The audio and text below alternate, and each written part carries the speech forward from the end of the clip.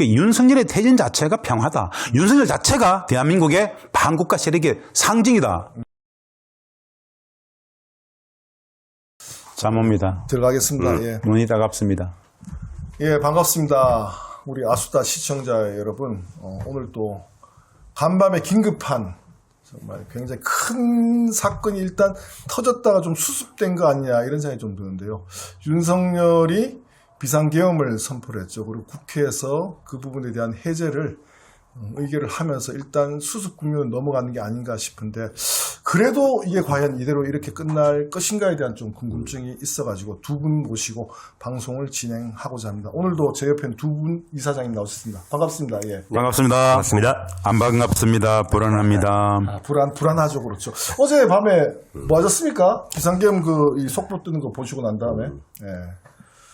저는 200만 원 들고 톡했습니다. 200만 원 들고, 야, 어디 한 달 정도 20살 작정을 하고, 선배님 생각보다 좀 그러시네. 소심해요, 제가. 우리 김 이사장님 어제 어디서 뭐 하셨어요? 한 손에는 노트북, 한 손에는 휴대폰. 이야, 역시. 집이 아닌 집에서 나와서 계속 돌렸어요. 안가에 가서. 그렇게 밤새, 아니요, 집 주변에서 계속 윤석열 비상계엄 아직 끝나지 않았다. 계속 밤새, 진짜 밤새 계속 보고 새벽에 서울 올라와가지고 아침 9시 회의 갔다가 지금까지 왔는데요. 눈이 따가워 죽겠습니다. 저는 계속 그 밤새 이렇게 조용필 노래가 떠오르더라고요. 무슨 노래입니까? 계엄은 아직도 끝나지 않았는데. 계엄은 아직도 끝나지 않았는데. 끝나지 않았네. 잘합시다. 정신 차립시다. 저는 어제 집으로 가는 지하철 안에서 저 계엄 속보를 봤거든요. 근데 주변에 앉아있는 많은 시민들이 다들 좀 어이없어하는 통화를 여기저기서 뭐 다들 나누고 있더라고요. 나누고 있고. 그리고 이제 집에 도착하고 나서는 이걸 어떻게 해야 되나 하다가 일단 좀 TV를 보면서 좀 상황을 좀 보자 했는데 1시 넘어서 어쨌든 국회에서 참 힘겹게 이제 계엄 해제를 의결하고 나서는 그게 좀 수습이 되겠다 생각을 했는데 아침에 일어나 보니까 과연 이게 이대로 윤석열이 포기하고 물러날까 하는 이런 또 이제 의구심이 생기더라고요. 그래서 오늘 9시에 이제 시민단체에서 긴급하게 이제 기자회견과 집회를 하는데 나갔고 또 11시에 이제 비상시국회의 회의하는데 다녀왔는데 어쨌든 오늘 두 분 긴급하게 모신 게 뭐 향후 진행되는 이제 양상은 민주당에서 어쨌든 총대를 메고 나왔잖아요. 그죠? 그래서 탄핵 발의하고 그다음에 이거를 어쨌든 만 48시간 내에 처리하겠다. 그리고 처리와 동시에 대통령의 직무를 정지시키겠다. 그리고 탄핵 국면으로 몰고 가겠다 하는데 뭐 순탄하게 그렇게 잘 흘러가면 좋겠는데 과연 순탄하게 그렇게 다 또 무난하게 흘러갈지 윤석열이 정말 이대로 가만히 물러날지에 대해서 한번 이야기 좀 나눠봤으면 좋겠다 싶어서 네. 두 분 모시고 왔습니다. 어떻습니까? 뭐 상황이 예. 어떻게 흘러갈 것 같아요? 예. 오늘 우리가 이 방송은 어젯밤에 있었던, 오늘 새벽까지 있었던 윤석열의 비상계엄 시도, 일식 실패, 이게 전 아니라고 생각합니다.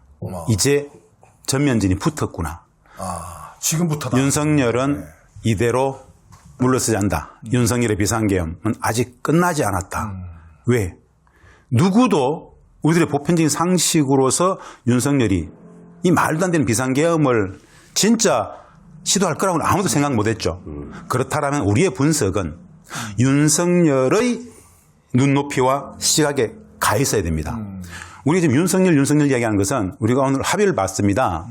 이미 우리에게 윤석열은 정책 정당성, 도덕성 다 잃어버렸기 때문에 윤석열 대통령이 아닌 윤석열로 통칭하기로 했다. 그래서 윤석열입니다. 네. 저는 이미 오늘 보니까 국회 앞 야후당 비상시국회의 속에서 가장 크게 나오는 이야기가 향후 윤석열의 향후 행보와 관련해서 가장 크게 나오는 이야기가 국정 도발 이야기였습니다. 그렇죠. 이 부분은 진짜 우리가 좀 많이 잘 예의주시해 봐야 되겠다. 비상계엄을 통해서 시도하고자 했던 많은 것들 똑같이 실패했기 때문에 북측을 자극해서 도발해서 국지전이라도 일으켜야만 되는 전쟁적 시도, 이런 장출을 통해서 계속 부목을 시키려고 하지 않겠는가? 어떻게든 해가려고 하지 않겠는가? 그래서 이재명 대표는 명확하게 보고 있더라고요. 그것을 국민이 막아야 된다. 우리가 막아야 된다. 아니면 테러 조장해서, 테러를 유발해서 폭력시를 유발한다라든가. 비슷한 국가의 존망을 매우 위태롭게 하는 과정으로 몰아가면서 본인이 처했던 정치적 위기를 모면하려고 하지 않겠는가. 비슷비슷한 생각을 좀 해봐요. 어쨌든 뭐 지금 우리 김 이사장님의 진단은 윤석열이 계엄 해제 국회에서 의결한 부분들을 이렇게 수용해서 국무회의에서 결정을 하고 뒤로 물러난 것처럼 보이지만은 윤석열이 끝나지 않았다. 이렇게 계엄을 선포한 과정처럼 네.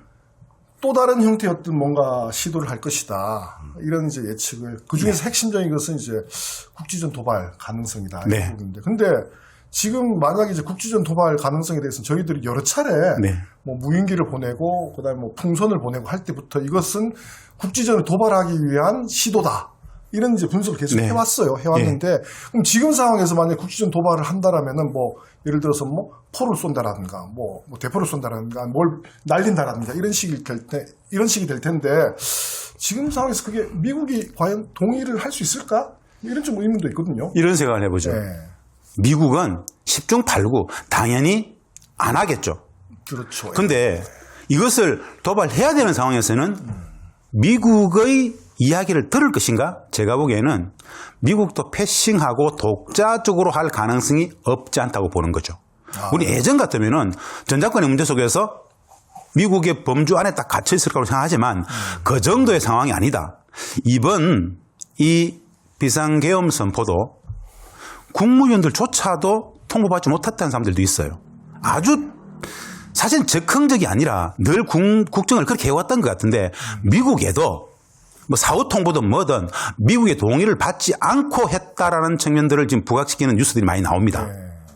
그렇다라면은 비상계엄도 미국하고 뭐 통보는 했을지 모르겠지만은 동의를 받지 않고 했다라면은 국지전 도발 관련해서 미국하고 이런저런 상의를 하되 미국이 노했을 경우에 독자적으로 그냥 질러버리는 상황도 설정될 수 있다. 근데 여기에서 제 예측은 두 분도 비슷할 거예요. 북이 그 도발에 말려들 것인가와 관련해서는 굉장히 좀 회의적입니다.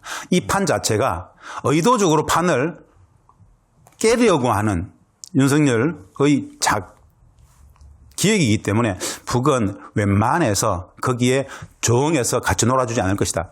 노할 것이다. 안 말려들 것이다. 라는 생각은 해봅니다. 그런데 그런 시도 자체가 얼마나 어마무시한 국가적 존망을 거는 도박행위입니까? 그래서 막아야 되죠. 님은 네. 어떻게 생각하세요? 거긴 좀 몇 가지 측면을 같이 봐야 될 것 같은데요. 일단 그 무인기나 지금 계속되는 그 풍선, 예. 전단, 그 다음에 그 확성기 예. 이런 것에 대해서 북이 의외로 냉정하게 대응을 하고 있다.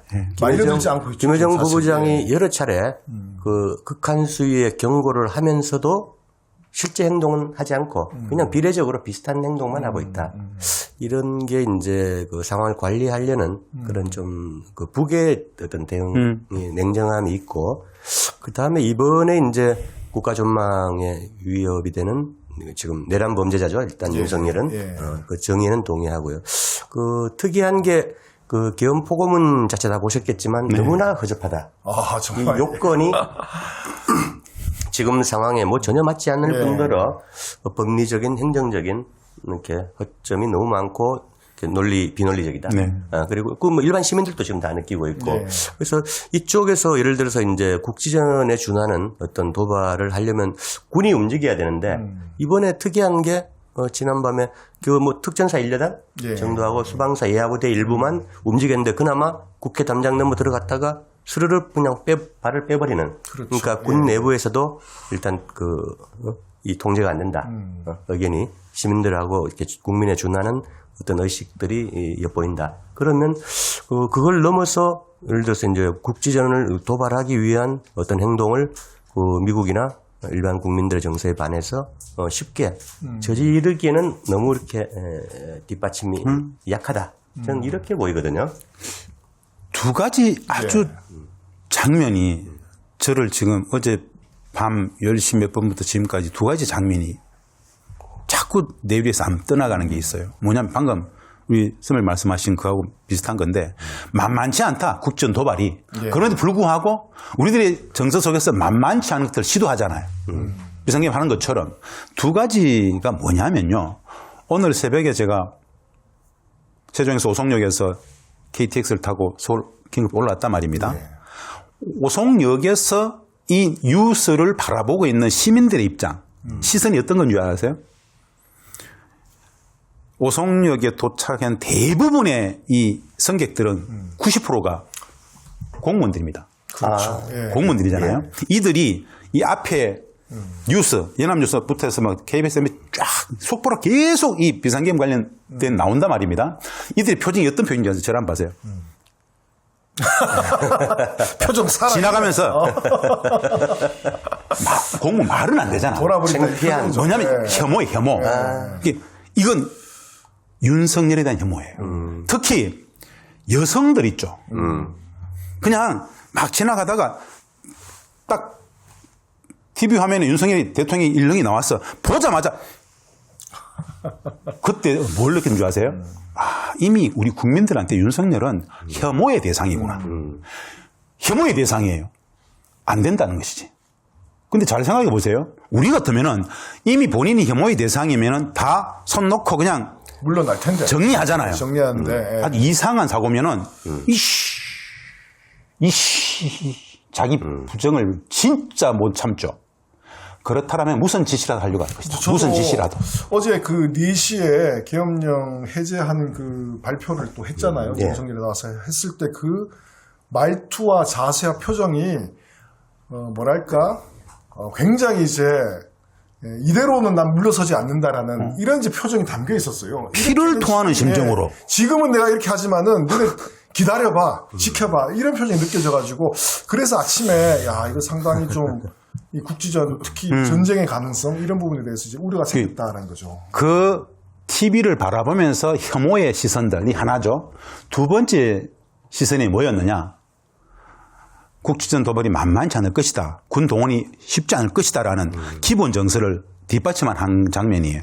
어제 국회 앞에서 군인들하고 민간인들이 충돌했죠. 막 이렇게 막 저거하는 과정 속에서 현장에 나왔던 공수특전사들인지 잘 모르겠는데 그 몸싸움 속에서 민간인이 몸싸움에 밀려서 넘어졌어요. 엄청 분노해서 탁 일나가지고 저도 막 대드니까 예. 옆에 있던 특전사 군인 2명이 이 민간인을 제지하지 않고 꼭 안아서 참아라 등을 톡톡톡 두드려주고 있더라고. 아이고. 제가 보기에 야 얘들은 계엄군 맞나? 라는 생각이 들었어요. 이런 군인들의 정서 인식이 밑바탕에 깔려 있는데 국정 도발하면 매우 힘들 것이다. 그럼에도 불구하고 이상하기 기괴한 인간이기 때문에 계속 밀어붙이려고 할 것이다. 이런 생각이 드는 거예요. 말씀하신 것처럼 이제 군인들도 이 43년 만이라서 참 자기들도 그럼요. 그렇죠. 적응이 잘 안 되는 45년 만이라고 합니다. 45년 만이라고 합니다. 81년 이후에 하여튼 그 말씀하신 것처럼 참 그 윤석열이 이제 위험한 게 뭐 한간에 흔히 하는 알코올성 뭐 인지장애 이런 알츠하이머 이런 얘기들 그다음에 더 위험한 거는 이게 의사 결정권이 없다. 그 오히려 이제 뭐 김건희 라인이나 그 위에 알고 있는 주술사들 그리고 그 밑에 이제 김용현이나 이 실무 라인들 통해서 이런 어처구니 없는 그래도 대한민국이 참 이렇게 파란만장한 현대사를 겪어왔고 엄청난 이렇게 민주화 투쟁을 통해서 지금 이 정도 인구 5,100만의 강소국으로 성장을 했는데 이런 어처구니 없는 해프닝을 이렇게 참 버린다는 게 참 이해하기 참 힘든. 그래서 어떤 의사결정 라인들이 이런 걸 했는가 앞으로 뭐 내란죄 수사나 공식 라인을 통해서 반드시 밝혀져야 될 것 같아요. 보세요. 예. 요 지점이에요. 네. 왜 윤석열 비상계엄 아직 끝나지 않았다. 아직 끝나지 않았다. 마지막 말씀이에요. 놔두면 내란죄로 조사받죠. 김용현부터 계엄사령관 육군 사무총장 모두 내란죄 공범들이죠. 예. 정광석화처럼 밀어붙여가지고 이거를 탄핵, 직무정지, 내란죄 수사 안 들어가면 여지를 주면 예. 다른 일을 무조건 벌일 가능성이 있다. 뿌리를 도려내야죠. 무조건 벌일 가능성의 지점은 지금으로서는 국지전과 같은 상상을 초월하는 예. 그 말고는 살 길이 없어요.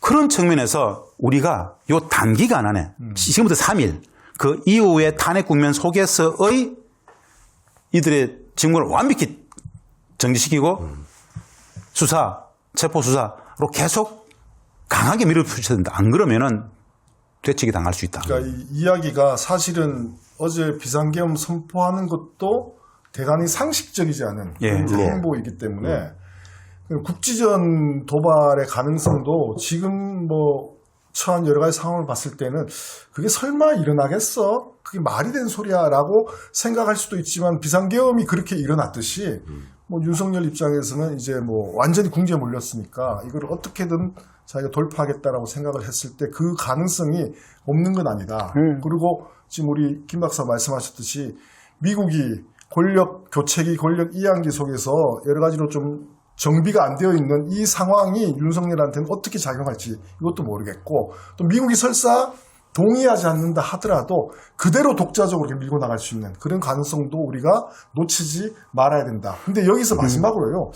아까 제가 얘기한 게 근데 과연 걸었을 때 상대방이 걸려 들어오면 이게 확산되는데 북에서 과연 이 국지전 도발에 대해서 북이 맞대응할 것인가. 그동안의 북의 멘트나 이야기는 걸면 평정해버리겠다라고 얘기했는데 과연 그 부분에 대해서 아까 전에는 좀 아닐 수 있다라고 얘기를 하셨거든요. 이 부분이 제가 가장 걱정하는 한 지점이 뭐냐면 전통적인 접근을 해봅시다. NLL 속에서의 충돌 그건 우리가 NLL에서 뭐 넘어가든 이렇게 도발을 해도 북이 대응하지 않으면 돼요. 별로 문제 없죠. 휴전선 속에서의 뭐 이런 훈련 관련해 가지고 백령도에서도 포사기 하듯이 북측이 중요한 영해 쪽에 북이 응산하면 되죠. 괜찮아요. 근데 가장 무서운 한 가지 시나리오가 있어요. 최근에 있었던 얘기입니다. 무인기잖아. 무인기 보내죠. 현대전은 다 무인기잖아요. 무인기가 떠가지고 무인기를 보내는 건 굉장히 쉽습니다. 무인기가 떠가지고 드론이 떠가지고 거기에 폭탄이 실려 있으면 어떻게 됩니까? 그렇지. 전쟁행위죠. 전쟁이죠. 그거는. 거기에 선제 공격이죠. 그거는. 보세요. 우리는 그 무인기를 띄운 적도 없어.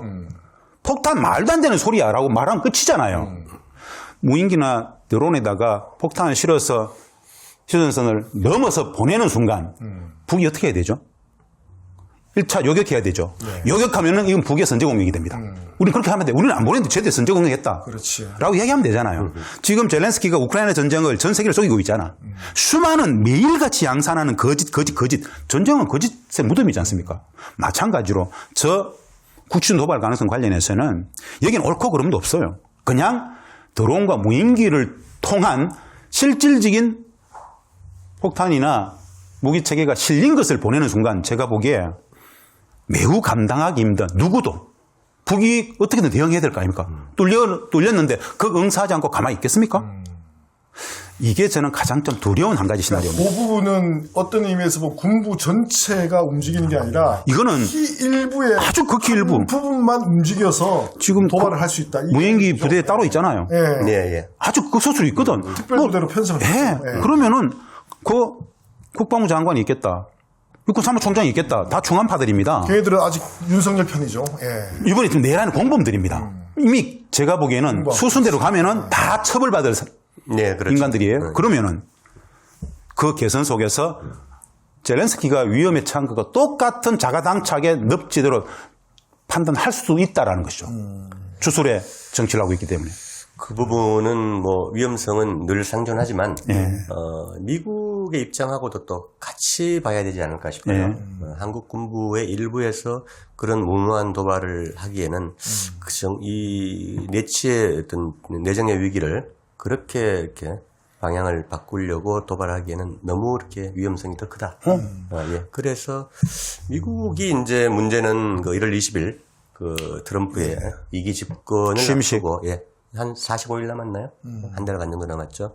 그 민주당 내부의 미국의 그 네오콘이나 소위 그 글로벌리스트 강경 매파들이 그 전 세계적으로 지금 불쏘시개를 계속 확대하고 조지아 이야기하십시오. 조지아 지금 아니 총선에서 다 대통령 다 이렇게 그 됐는데. 의회 이기고 그다음에 대통령까지 장악을 했는데 그걸 부정선거라고 하면서 지금 폭력 시위를 조장을 하고 이제 뭐 곧 있으면 이제 저격병 나오고 전형적인 색깔 혁명으로 이거 잘 설명해 줘야 돼. 우리 시청자분들한테. 예. 우크라이나 유로마이단 혁명, 그 똑같은 예. 식으로 조지아를 지금 거의 말해 소요 사태로 가져가 우크라이나 전쟁의 확장처럼 지금 느껴지거든요. 그러니까 이제 자신 미국의 이렇게 기준에 맞지 않는 정권이 국민들의 의지로 이렇게 들어서면 합법적으로 들어서면 바로 그렇게 폭력 시위를 조장하고 그 다음에 이 저격병들까지 해서 동원해서 이렇게 피를 보게 하고 이렇게 정권을 전복하려는 이런 것들이 지금 뭐 방글라데시 얼마 전에 있었고 성공했죠. 방글라데시는 진행 중입니다만 지금 조지아 그렇죠. 몰도바 곧 일어날 수 있고 세르비아 이런데 약간 그 러시아 쪽으로 기우는 이런 그 정권에 대해서 계속 이렇게 불안정을 조장하는 개입해서. 그런 흐름들이 있는데 우크라이나도 지금 마찬가지죠. 젤렌스키가 돈바스 1200km 전선에서 지금 괴멸 상태로 뭐 2년 반 동안 이기고 있다고 가짜뉴스를 흘렸지만 이제 그 전선 전황은 속일 수 없는 거니까 그런 상태에서 이제 젤렌스키도 그 처음으로 이제 영토를 이렇게 뺏긴 영토를 인정한 선에서 평화 협상을 할 수 있다라고 이제 공식하게 나오는 내몰리는 이런 상황이고 그런 상황에서 이제 이스라엘 같은 경우도 헤즈볼라하고 싸우다가 두 달 동안 하고. 결국은 두드려 맞고 사실상 패배죠. 정규군도 아닌데 패배하고 어쩔 수 없이 이제 평화 협상을 하고 결국 또 시리아에 대해서 시리아 확전. 확전 계속 시도하고 있죠. 이거는 그 정규군도 아니고 명분도 없는데 테러리스트들을 동원해서 그다음 미국이 키우고 육성해온 이런 테러 조직들을 노골적으로 동원해서 20몇 개 분파가 있다고 하는데 뭐 아이시스나 알루스라 뭐 이런 알카이다 이런 조직들을 동원해서 또 이렇게 확전을 지금 시도하고 있는 이런 상황들하고 그 연장선에서 이제 그 한국 이 한반도에서도 미국이 그런 그 불장난을 확장시키려는 능력이 있을까? 그리고 그런 프로그램을 지금 가동할 수 있을까라는 부분하고 윤석열의 불장난하고 같이 봐야 될 것 같아요. 근데 저는 어느 경우든 약간 어려울 것 같다라고 보고요. 근데 이 부분은 어떻게 생각하십니까? 예를 들어서 지금 이제 우리 유 이사장님 말씀대로 북을 대상으로 국지전을 도발하는 부분들은 여러모로 부담이 너무 크다. 가능성이 없고 부담이 그렇죠. 크다. 일단 핵강대국이고. 예, 그러면은 국내에서 어쨌든 지금 이제 시위들이 좀 되게 확산될 텐데 네. 다른 이제 외국의 사례를 봐도 이 경우에 이제 폭력 시위를 유발할 수 있거든요. 지난번에 민주노총 집회 때 네. 경찰이 옛날에 그 백볼당 같은 그런 형태로 이제 다 이렇게 장비를 다 껴입고 나서 아주 강압적으로 이제 시위대를 막 밀어붙이고 인도 밖으로 올려보내고 그래서 뭐 충돌이 생겼죠. 충돌을 이렇게 유발하는 네. 또 사실상 충돌이 벌어졌고 사회민주당의 국회의원이 한 명 또 이렇게 폭력을 당했죠. 또 이런 형태를 유발할 수도 있겠다 경찰에서. 그래서 폭력이 나오고 했을 때 그걸 빌미로 해서 어떤 의미에서 보면 이제 이 국가의 비상사태다. 뭐 이런 형태로 또 치고 나올 수도 있겠다 이런 생각이 좀 들거든요. 하나의 시나리오 정도로 예. 보면 좋을 것 같은데 저희들이 이제 8, 90년대 집회 현장에 뭐 많이 있었지만 그런 그 어떤 집회나 시위 문화, 양상 이런 것들하고 지금은 아까 그 쿠데타도 44, 5년 만이고 어떤 집회 시위 문화도 상당히 이렇게 좀 약간 순치가 됐죠. 요즘은. 좀 평화적인 시위가 저번에 요전번에 나왔으니까. 민주노총 예. 건들은 뭐 좀 약간 일탈 상황이라고 보더라도 지금 상황에서 우리 촛불 문화도 그렇고 어떻게 보면 상당히 평화적이죠. 네. 그래서 저는 아까 유 선배님 말씀에 전체적으로 동의를 해요. 어렵다. 이쪽에서 국지전을 일으키는 합리적 판단으로 접근해 보면 매우 어렵다. 이걸 손바닥 짚듯이 이렇게 생각해 보면 어떨까요? 트럼프 취임 이후에 이게 상식적인 이야기잖아요. 네. 그런데 여전히 트럼프가 당선됐음에도 불구하고 전쟁의 확장을 계속 기도하는 애들 입장에서는 한반도에서 한반도에서 이러저러한 군사적 긴장과 이게 확장되는 것을 원하지 않겠습니까? 네. 그들의 의지와 윤석열이 처한 상황이 맞물리면 비슷한 형국을 만들어낼 수 있다. 이건 어차피 정보 공작을 통한 작전입니다. 작전. 여기에는 우리들의 보편적인 윤리 도덕이나 정의적 관점은 없어요. 이것을 매우 위험한 지대로 만들고자 하는 전쟁을 기획하고 만들어낸 빌드업 시키고자 하는 그들 입장에서는 매우 해볼 만한 작업이죠. 그래서 저는 이 말씀의 이야기는 왜 그러는 거냐. 그걸 유념하고 우리가 시민들이 우리 국회가 대응을 진짜 잘해야 된다라는 말씀 드리고 싶은 거예요. 그렇죠. 만에 하나 그런 상황이 사태가 벌어질 수도 있기 때문에 네. 그까지 염두에 두고 그렇죠. 우리가 윤석열의 직무 정지라든가 이런 부분을 국회가 예. 중심이 돼서 밀어붙이고 그렇게 광장에 어쨌든 시민이 좀 나와야 돼요. 무슨 뜻이냐. 예. 지금 국힘이 내각 총사퇴 뭐 대통령의 국힘 탈당과 같은 비본질적인 문제에 천착해서 문제를 해결하려고 해요. 이 나이브함이 아니죠. 어차피 한 배를 탄 애들이기 때문에 그런 정도가 아니다. 국가 내란 상황이다. 네. 거기에 준해서 엄정하게 일벌백계 해야 된다라는 측면에서 정광석화처럼 붙어서 요 단기간에 다 처리해야 된다. 퇴진시키고 그 윤석열의 퇴진 자체가 평화다. 윤석열 자체가 대한민국의 반국가 세력의 상징이다라는 이야기를 이제 해야 된다라는 것이죠. 네, 알겠습니다. 오늘 뭐 저희가 긴급하게 좀 방송을 편성을 했는데 어쨌든 어제 상황이 이대로 종결된 것은 아니다. 또 어떠한 상황이 벌어질 수가 있다. 윤석열이 과연 이대로 주저앉을 것인가? 아직 끝나지 않았다는 그런 관점에서 바라봤을 때 뭐 국지전의 도발 가능성이라든가 아니면은 뭐 촛불 광장에서 폭력 시위를 유발한다라든가 이런 테러 조장. 부분들에 대해서 또 테러를 조장하는 이런 부분에 대해서 또 충분히 경각심을 가지고 광장에서 우리 시민들은 시민들대로 윤석열을 완벽하게 좀 끌어내리는 네. 이런 부분에 좀 온 힘을 집중을 하고 또 모여야 되지 않겠는가 네. 이런 이야기 네. 좀 마무리하면서 두 분의 또 마무리 멘트 한번 들어보고 정리하도록 그렇게 하겠습니다. 예.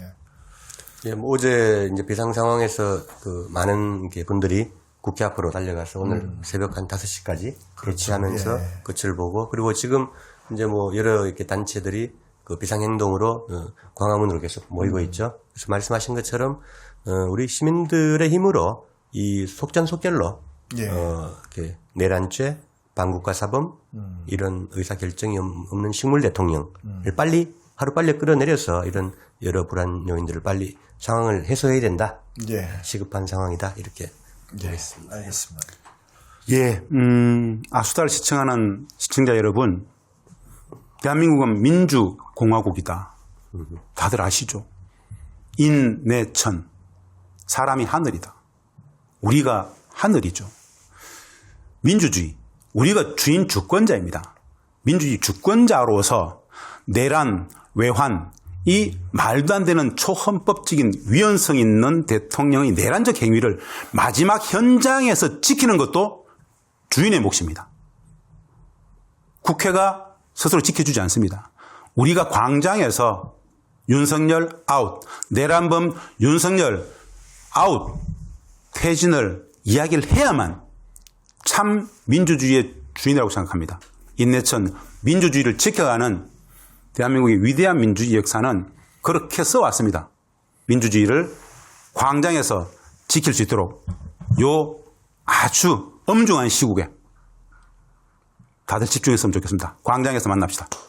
예, 오늘 방송 이것으로 마치겠습니다. 아직 끝나지 않았다. 우리의 힘으로 민주주의를 지켜냅시다. 시민 여러분, 시청자 여러분, 광장에서 뵙겠습니다. 오늘 두 분 수고하셨습니다. 감사합니다. 감사합니다.